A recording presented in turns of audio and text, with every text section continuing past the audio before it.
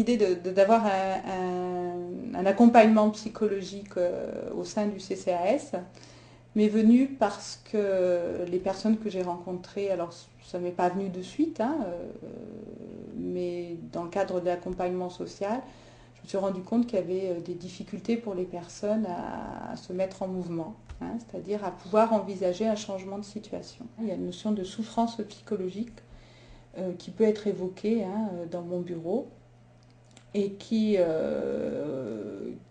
fait que voilà, moi il y a des choses auxquelles je ne peux pas répondre en tant que travailleur social. Et c'est dans ce cadre-là, en fonction des difficultés, des défenses des personnes, que je propose une orientation.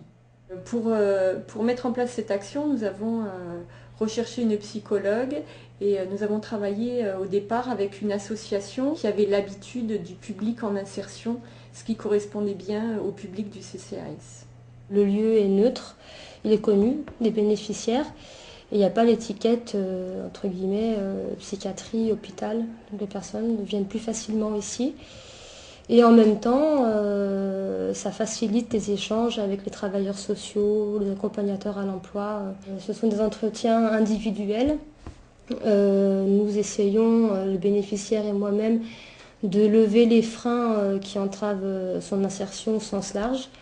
Par exemple, on a des personnes qui, au début de leur suivi RSA, n'étaient pas en mesure d'aller vers l'emploi, qui aujourd'hui ont intégré un chantier d'insertion, qui vont plus facilement vers l'emploi. On a beaucoup travaillé sur ce que je pourrais faire, les capacités, les intérêts que je pourrais avoir. Donc ça apporte beaucoup moralement et psychologiquement dans ce travail-là. J'ai fait une formation quand même, où j'ai reçu un diplôme de vendeur. Donc tout ça en 2 ans. Donc c'est vrai que non, ça apporte beaucoup. Moi, ça m'a refait prendre confiance en moi. J'ai réussi mon permis, par exemple.